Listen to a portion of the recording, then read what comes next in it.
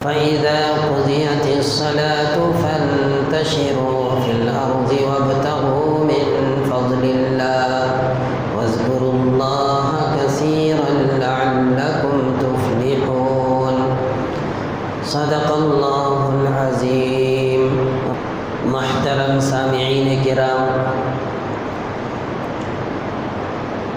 نوجوان بھائیوں، بزرگوں اور دوستوں،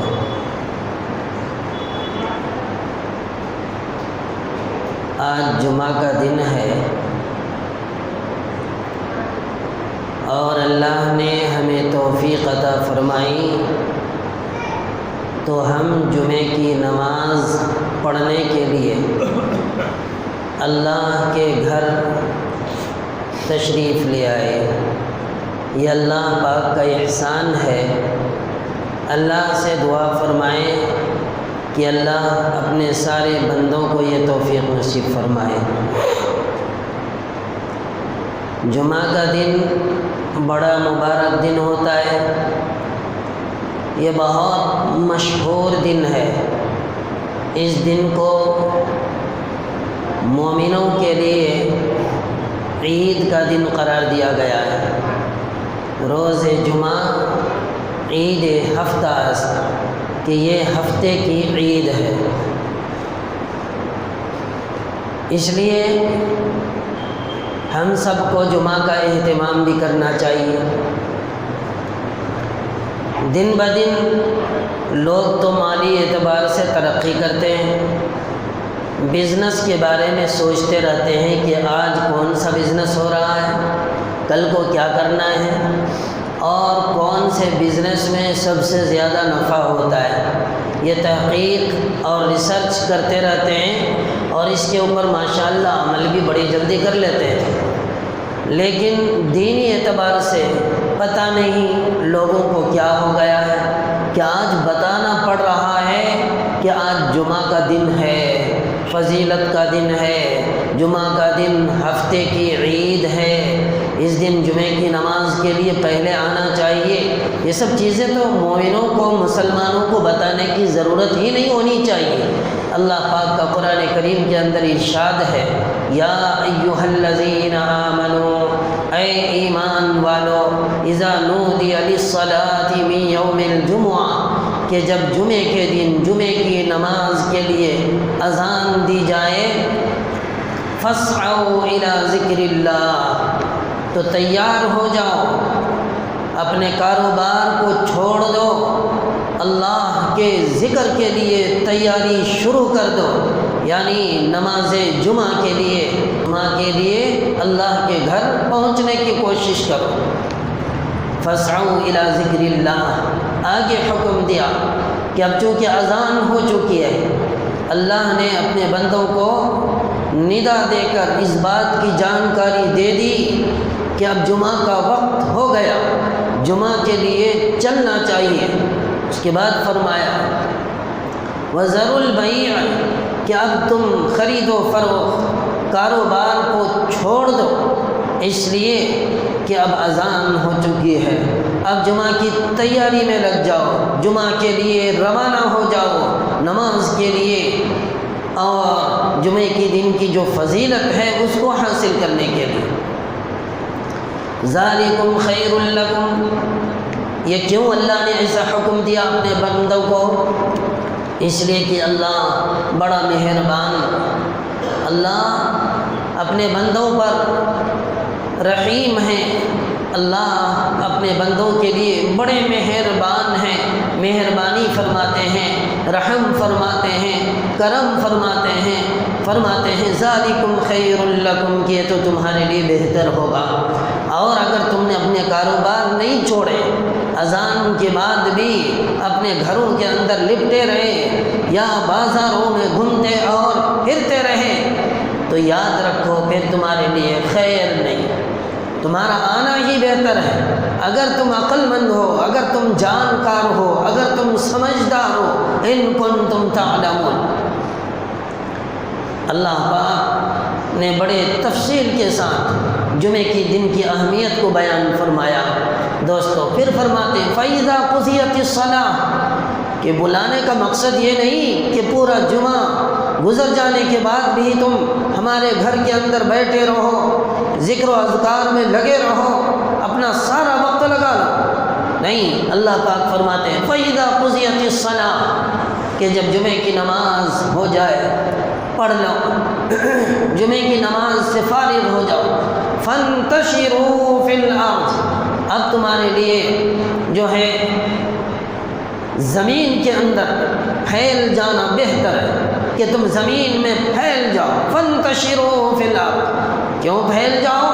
کس لیے اللہ پاک پھیل جانے کا حکم دے رہے ہیں؟ کہتے وَابْتَغُوا مِن فَضْلِ اللَّهِ اب تم اللہ کا فضل تلاش کرو، رزق کی تلاش میں لگ جاؤ، اپنے کاروبار میں لگ جاؤ، اس لیے کہ دنیا کے اندر رہنا ہے، زندگی کرنا ہے تو یہ کاروبار بھی کرنا ہے اور رزق کو حاصل کرنا ہے، رزق کو تلاش کرنا ہے، رزق کی طلب اور جستجو کرنا ہے۔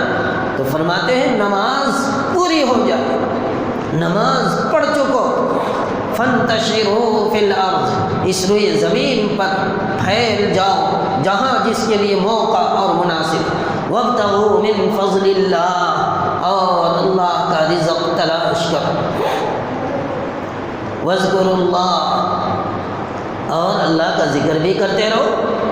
ایسا نہیں کہ اب مسجد سے باہر نکل گئے، کاروبار میں لگ گئے تو اللہ کے ذکر سے غافل ہو گئے، نہیں، فرماتے ہیں روئے زمین پر پھیلنے کے بعد بھی، رزق کو تلاش کرتے ہوئے بھی تم اللہ کا ذکر کر سکتے ہو، اللہ کو یاد کر رکھ سکتے ہو۔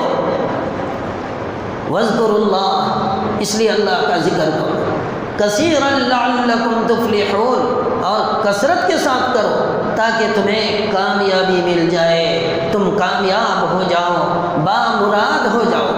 تو دوستو یہ جمعہ کے دن کی فضیلت، جمعہ کی نماز کی فضیلت اس کے اندر بیان کی گئی ہے، لیکن ہم لوگ کتنے غافل ہیں کہ 5 وقتہ نماز تو دور کی بات، نماز جمعہ کے لیے ہم دن بدن جو ہے غفلت میں پڑھتے جا رہے ہیں اور ہمیں یہ پتہ تک نہیں چلتا ہے کہ آج جمعہ کا دن ہے، جمعے کی تیاری ہمیں کرنی چاہیے۔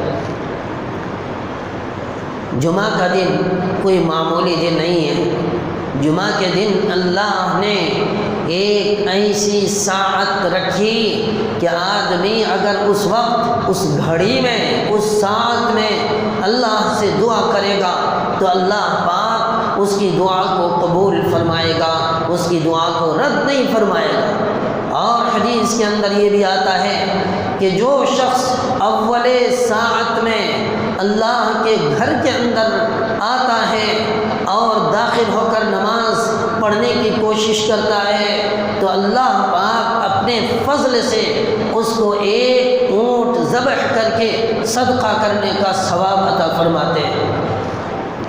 اس کے بعد فرمایا دوسری ساعت میں دوسرے نمبر پر جو لوگ، فرمایا ان کے لیے گائے ذبح کر کے یا اس جیسے بڑے جانور کو ذبح کر کے صدقہ کرنے کا ثواب اللہ پاک ان کو عطا فرماتے ہیں۔ اس کے بعد تیسرے نمبر پر تیسری ساعت میں آنے والے شخص کے لیے جمعہ کا ثواب بھی کوئی کم نہیں، فرمایا ایسے شخص کو بھیڑ صدقہ کرنے کا ثواب ملے گا۔ اور اس کے بعد فرمایا چوتھے نمبر پر آنے والے شخص کے لیے اللہ پاک مرغی وغیرہ صدقہ کرنے کا ثواب عطا فرمائیں گے۔ اور پھر 5ویں نمبر پر جو بالکل اخیر کا وقت ہے، فرماتے ہیں کہ جو شخص آتا ہے اللہ پاک اسے بھی محروم نہیں فرماتے، بلکہ مرغی کا جو انڈا ہے کم از کم جو ہے ان کو انڈا صدقہ کرنے کا ثواب ملے گا۔ تو اللہ نے دیکھیں کتنے بڑے اللہ پاک رحیم ہیں کہ اللہ نے اخیر میں آنے والے شخص کو بھی محروم نہ فرمایا۔ اس کے بعد فرماتے ہیں کہ جو فرشتے پہنچے ہوئے ہوتے ہیں، اس کے بعد خطبے کی تیاری ہوتی ہے، خطبے کے لیے امام جب کھڑا ہو جاتا ہے، ممبر پر چڑھ جاتا ہے، تو اب فرشتے بھی خطبہ سننے کے لیے مسجد کے صفوں کے اندر بیٹھ جاتے ہیں۔ اس کے بعد پھر کسی کو کوئی صدقہ وغیرہ کا ثواب نہیں لکھا جاتا۔ تو یہ کوئی معمولی بات نہیں ہے، یہ ہمارے لیے فخر کی بات ہونی چاہیے۔ ہم مومن ہیں، اللہ نے ہمیں ایمان کی دولت سے مالا مال فرمایا، اور ہفتے میں ایک دن ایسا عطا فرمایا جس دن ساری یعنی کائنات اللہ تبارک و تعالیٰ نے بنا کر مکمل فرما دیا۔ یہ جمعہ ہی کا دن ہے جس دن ساری چیزیں اللہ نے مخلوق بنا کر مکمل کر دیا، وہ جمعہ کا دن تھا۔ جمعہ کے دن حضرت آدم علیہ السلام پیدا کیے گئے، جمعہ کے دن حضرت آدم علیہ السلام جنت کے اندر داخل کیے گئے، جمعہ ہی کے دن حضرت آدم علیہ السلام کو جنت سے نکالا بھی گیا، اور آدم و حوا کی جو ملاقات ہوئی، مفسرین نے لکھا ہے کہ جس دن ملاقات ہوئی وہ جمعہ ہی کا دن ہے، اور قیامت جو نازل ہوگی، قیامت جو آئے گی، وہ بھی یاد رکھیں کہ وہ جمعہ ہی کا دن ہو۔ تو یہ جمعہ کا دن کوئی معمولی دن نہیں ہے، اس لیے اللہ پاک نے فرمایا نماز کے لیے اول ساعت میں آنے کی کوشش کرو، اذان ہونے کے بعد کاروبار بند کر دو، اور پھر جب نماز ہو جائے تو کاروبار کے لیے زمین میں پھیل جاؤ، اللہ کا فضل تلاش کرو، یہ تمہارے لیے ذکر کرتے ہوئے کرو، تمہارے لیے یہ بہتر ہوگا، کامیابی کا ذریعہ ہوگا۔ صحابہ کرام رضوان اللہ تعالی علیہم اجمعین اللہ کے نبی صلی اللہ علیہ وسلم کی ادنا سی بات کو بھی، ادنا سے حکم سے بھی درگزر نہیں کرتے، اعراض نہیں کرتے، ہر حکم کو مان کر چلتے۔ دوستو، ایک صحابی جن کا نام کتابوں کے اندر حضرت عراق رضی اللہ تعالی عنہ آتا ہے، فرماتے ہیں کہ جب جمعہ کی نماز پڑھ لیتے تو مسجد کا جو دروازہ ہوتا باہر نکلنے کا، وہاں پہنچ جاتے۔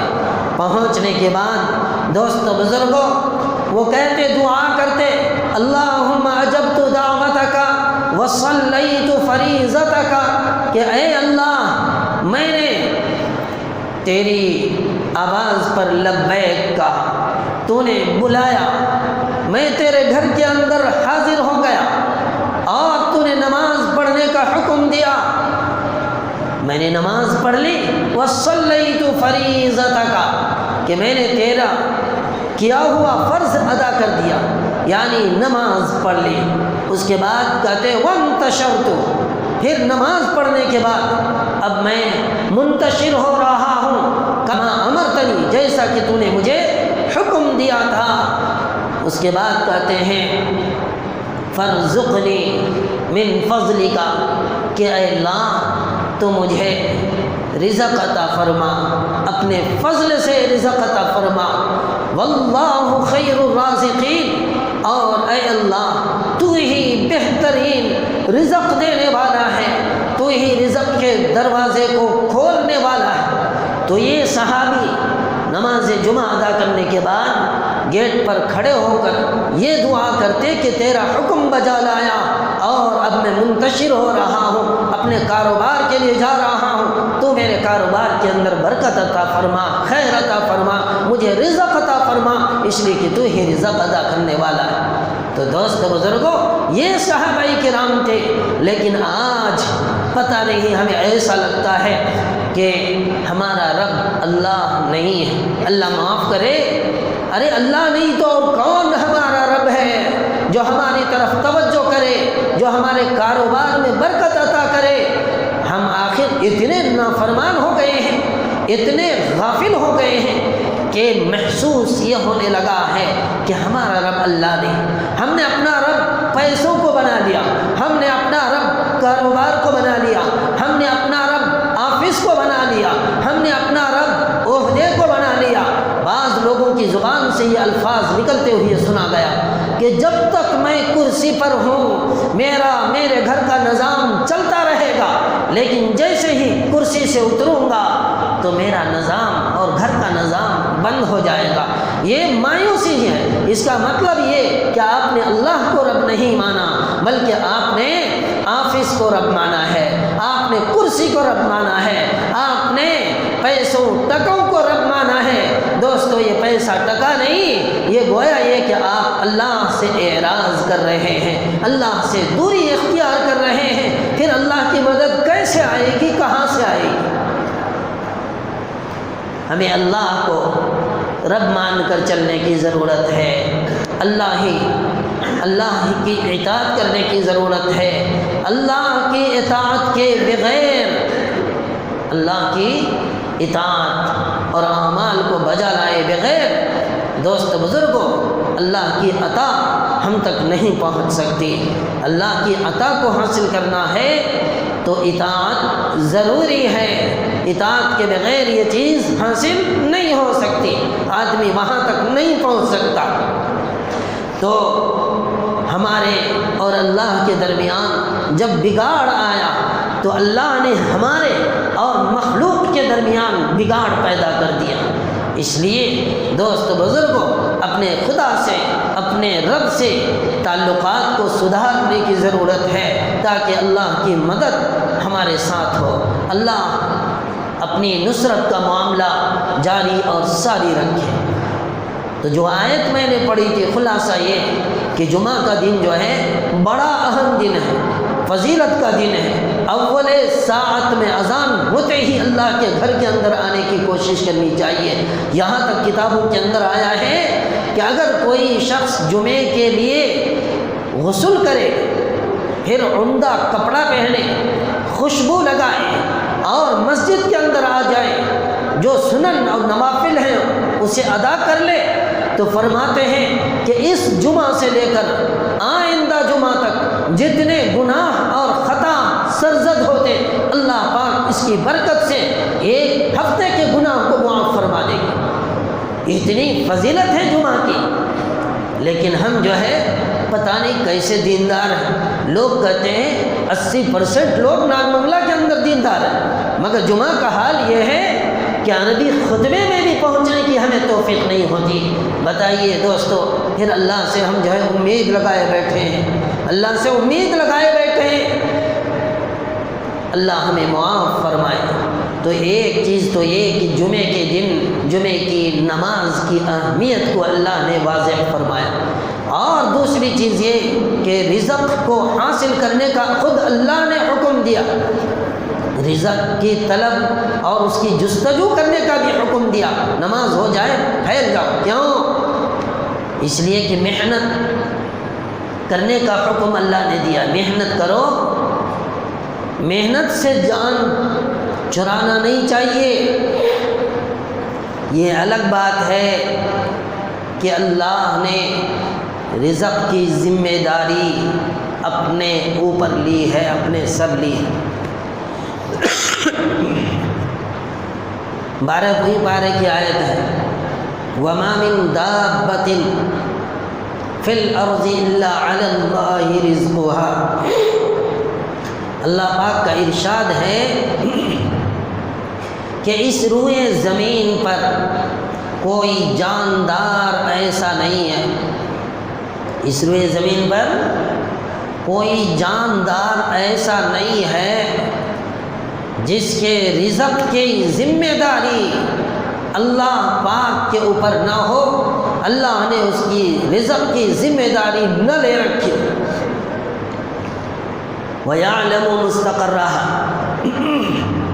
اور اللہ پاک جانتے ہیں جاندار کے مستقل ٹھکانے کو، اور اللہ جانتے ہیں جانداروں کے عارضی ٹھکانے کو۔ کل فی کتاب مبین، یہ ساری کی ساری باتیں اللہ نے کتاب کے اندر واضح انداز میں لکھ دیا ہے، لوح محفوظ کے اندر لکھ دیا ہے۔ تو اس آیت کے اندر اللہ پاک نے اپنی صفت رزاقیت کو بیان فرمایا ہے کہ اس روئے زمین پر جتنے جاندار ہیں ہر ایک کے رزق کی ذمہ داری میرے اوپر ہے، میں ان کو پہنچاتا ہوں۔ اور جاندار میں چاہے وہ خشکی میں رہنے والا جانور ہو، چاہے وہ تری یعنی سمندر اور دریا کے اندر رہنے والے جانور ہوں، یا فضاؤں میں اڑنے والے جانور ہوں، پرندے ہوں، چرندے ہوں، یا اسی طریقے سے پہاڑوں میں بسنے والے جانور ہوں، وغیرہ وغیرہ، سارے جاندار کی ذمہ داری رزق کی اللہ نے لے رکھی ہے، اور اللہ پاک وقت کے اوپر پہنچا رہے ہیں۔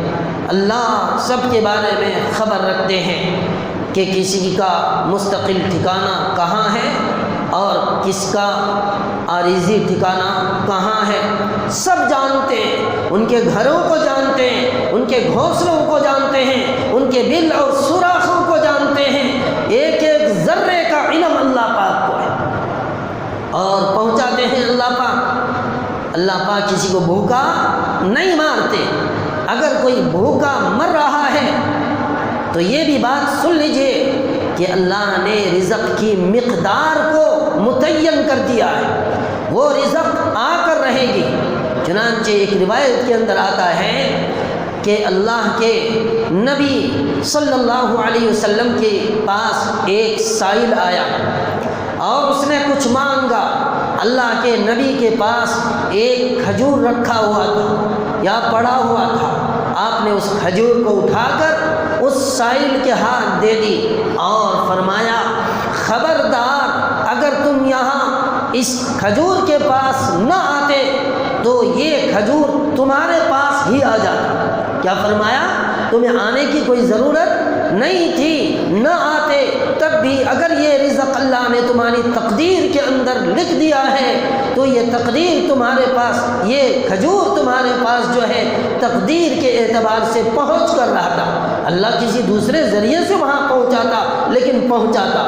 تو دوست بزرگوں، اللہ نے ہماری تقدیریں متعین کر دی، اس لیے فرمایا رزق کو تلاش کرنے کے سلسلے میں مصیبت مون نہ لو، رزق کو تلاش کرنے کے سلسلے میں پریشان ہونے کی ضرورت نہیں، رزق کو تلاش کرنے کے سلسلے میں اپنے آپ کو ہلاک کرنے کی ضرورت نہیں۔ ہاں، اسباب کو اختیار کرنا ضروری، ایسا نہیں کہ ہاتھ پاؤں باندھ لیا اور بیٹھ گئے، اللہ نے رزق مقرر کر رکھا ہے ہمارے منہ کے اندر لا کر ڈال دیں، یہ یہاں دنیا کے اندر ایسا نہیں ہوگا۔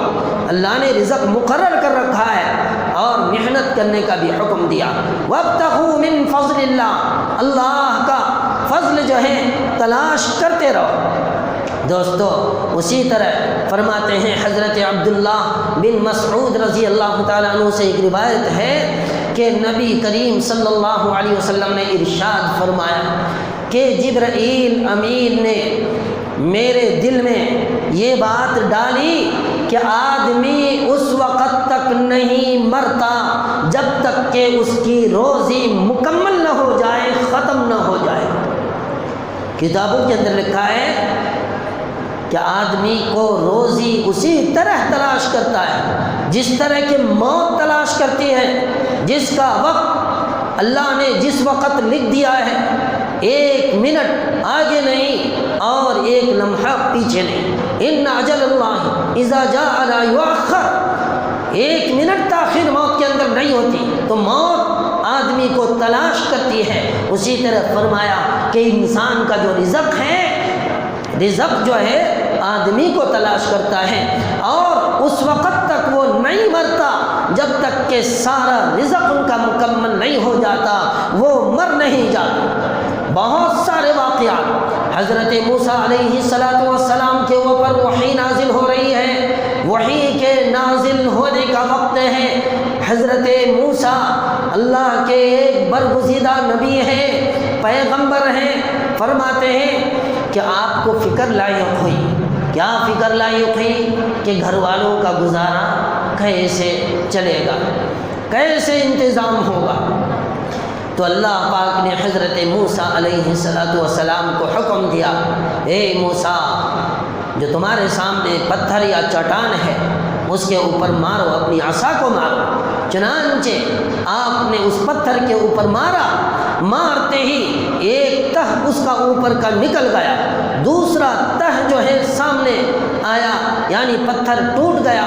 پھر جو ہے مارنے کا حکم دیا، اسی طرح دوسرا تہ ٹوٹ گیا۔ پھر تیسری مرتبہ اللہ نے حکم دیا تو تیسرا پتھر بھی ٹوٹ گیا۔ دوستو بزرگوں، اس کے بعد اندر سے ایک چھوٹا سا کیڑا نکلتا ہے جس کے منہ پر اللہ تبارک و تعالیٰ نے ان کی غذا رکھ رکھی ہے کہ وہ کیڑا بالکل چھوٹا سا ہے اور اس کے منہ کے اندر وہ دانہ لیے ہوئے باہر آیا۔ حضرت موسیٰ علیہ السلام نے جب یہ دیکھا اور وہ کیڑا یہ کہہ رہا تھا سبحان من یرانی،